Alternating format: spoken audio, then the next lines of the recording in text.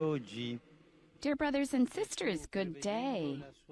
In today's gospel passage, Jesus, foreseeing his passion and death, tells the parable of the murderous vine dressers to admonish the chief priests and elders of the people who are about to take the wrong path. Indeed, they have bad intentions towards him and are seeking a way of eliminating him. The allegorical story describes a landowner who, after having taken care of his vineyard, had to depart and leave it to the hands of tenants. Then, at harvest time, he sends some servants to collect the fruit. But the vine dressers welcome the servants with a beating, and some even kill them. The master sends other servants, more numerous, but they receive the same treatment. The peak is reached when the landowner decides to send his son. The vine growers have no respect for him. On the contrary, they think that by eliminating him, they can take over the vineyard, and so they kill him too. The image of the vineyard is clear. It represents the people that the Lord has chosen and formed with such care, with such love. The servants sent by the landowner are the prophets sent by God, while the Son represents Jesus. And just as the prophets were rejected, so too Christ was rejected and killed. At the end of the story, Jesus asks the leaders of the people, when the owner of the vineyard comes, what will he do to those tenants? And caught up in the logic of the narrative, they deliver their own sentence, their own condemnation. The landowner, they say, will severely punish those wicked people and entrust the vineyard to other tenants who will deliver the produce to him at the proper time. With this very harsh parable, Jesus confronts his interlocutors with their responsibility, and he does with extreme clarity. But let's not think that this admonition applies only to those who rejected Jesus at that time. It applies to all times, including our own. Even today, God awaits the fruits of his vineyard from those he has sent to work in it, all of us.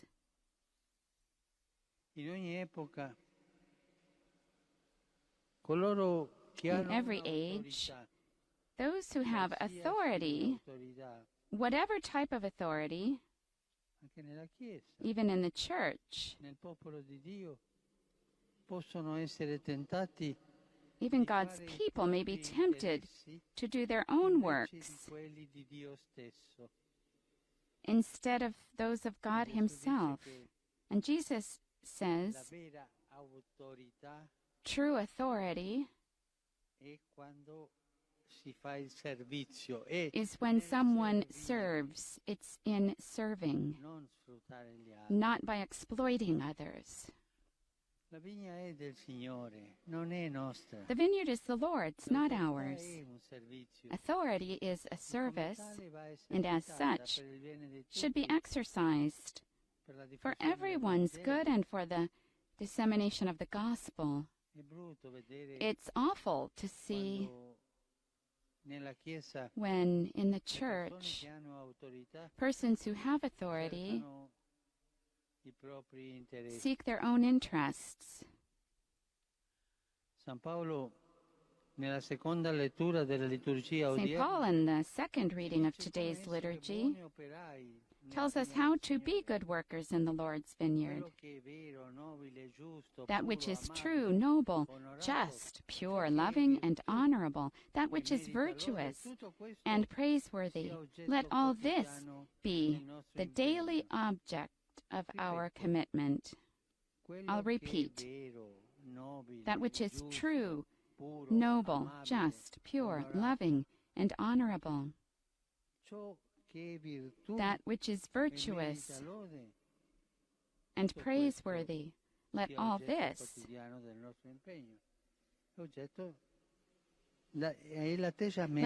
be the daily object of our commitment. Let this be the behavior of those in authority and each one of us, because each one of us, even in we all have a little bit of authority. In this way, we shall become a church ever richer in the fruits of holiness. We shall give glory to the Father, who loves us with infinite tenderness, to the Son, who continues to give us salvation, and to the Spirit, who opens our hearts and impels us towards the fullness of goodness.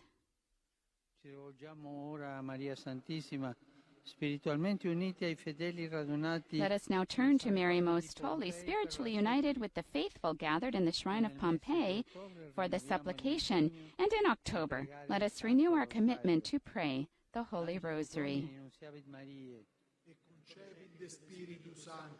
Ave Maria, gratia plena, Dominus tecum, benedicta tui mulieribus et benedictus fructus ventris tui, Iesus. Sancta Maria, Mater Dei, ora pro nobis peccatoribus, nunc et in hora mortis nostre. Amen. Ecce ancilla Domini. Fiat mi secundum verbum tuum. Ave Maria, gratia plena, Dominus tecum, benedicta tui mulieribus et benedictus fructus ventris tui, Iesus. Sancta Maria, Mater Dei, ora pro nobis peccatoribus, nunc et in hora mortis nostre. Amen. Et verbum caro factum est. Et habitavit in nobis. Ave Maria, gratia plena, Dominus tecum, benedicta tui mulieribus et benedictus fructus ventris tui, Iesus. Sancta Maria, Mater Dei, ora pro nobis peccatoribus, nunc et in hora mortis nostre. Amen. Ora pro nobis, Santa Dei Genitrix. Digni efficiamur promissionibus Christi. Grazie a Tu, anque sumus Domine, mentibus nostris infunde, che angelo annunziante, Christi Fili Tui, incarnazione coniovium, per passionem eius et crucem, a resurrectionis gloriam perducamur. Per Christum Dominum nostrum. Amen. Gloria Patri et Filio et Spiritui Sancto. Sicut erat in principio et nunc et semper et in saecula saeculorum. Amen. Gloria Patri et Filio et Spiritui Sancto. Sicut erat in principio et nunc et semper et in saecula saeculorum. Amen. Gloria Patri et Filio et Spiritui Sancto. Sicut erat in principio et nunc et semper et in saecula saeculorum. Amen. Pro fidelibus defuntis, requiem aeternam dona eis Domine. Lux perpetua luce a tes. Requiescant in pace. Amen. Sit nomen Domini benedictum. Ex hoc nunc et usque in saeculum. Aiutorium nostrum in nomine Domini. Qui fecit caelum et terram. Benedicat vos, omnipotens Deus, Pater, et Filius, et Spiritus Sanctus. Amen. We've been seeing the crowds below, many with banners for the end of the season of creation, which ends today.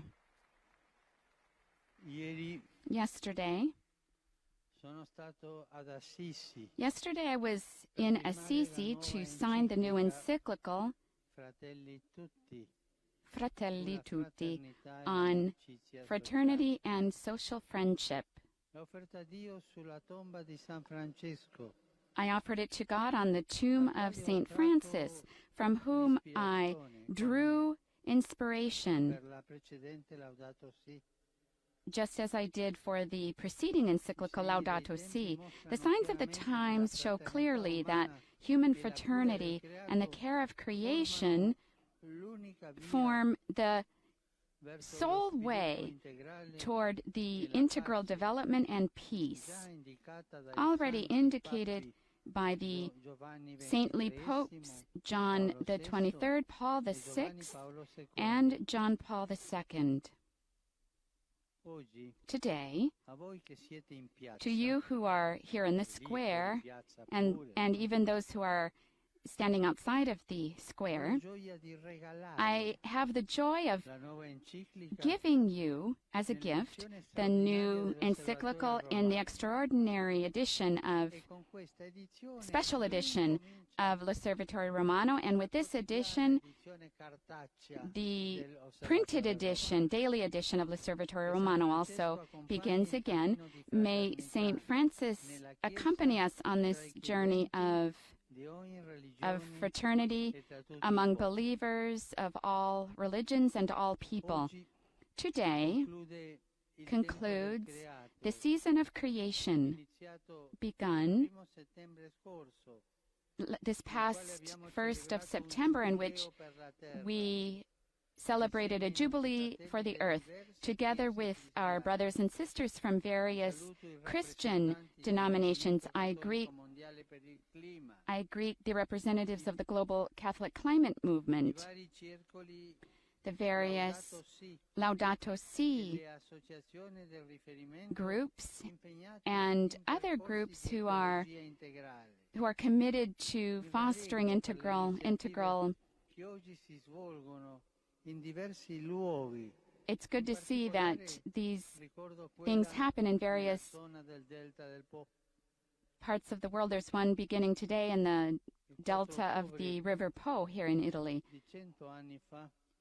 100 years ago, on the 4th of October, the Stella Maris work began in Scotland, ministering to people who work on the sea. On this special anniversary, I ask those who minister in this apostolate who work among fisher people and others to witness well. And today, Don Molindo Orello is being beatified in the Diocese of Chioggia. He was a pastor with the heart of Christ. He defended the poor and the weak. May his extraordinary witness be a model for many priests who are called to be humble and courageous servants of the people of God.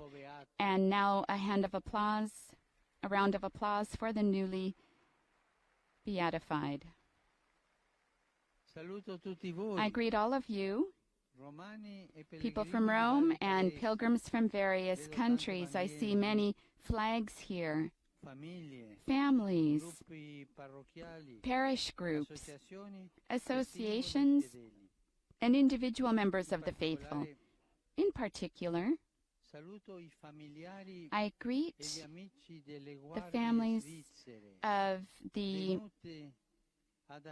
new Swiss Guards who've come today to be present for the Swiss Guard. They're really good. They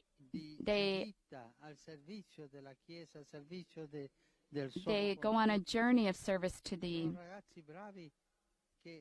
church. They're really good men who come here for 2, 3, or 4 or more years. And I ask you a warm applause to the Swiss Guards. And he also said that there's a group being sworn in today. To all of you, I wish a blessed, happy Sunday.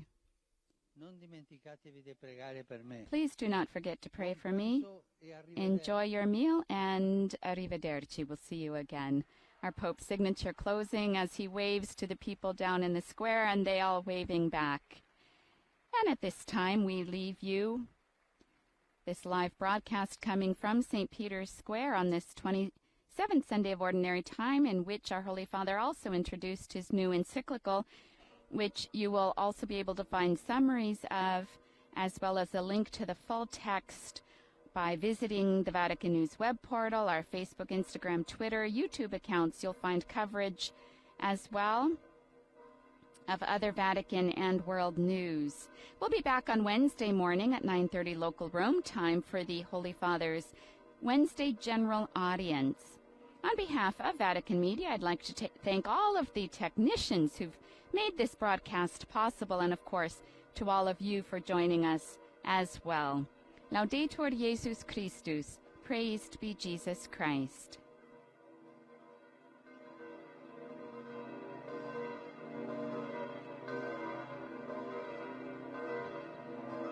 In 1625, during a terrible plague, the people of Palermo, Sicily, processed through the streets with the relics of St. Rosalie to intercede for the city. The plague ended, and she was proclaimed the patroness of the city of Palermo.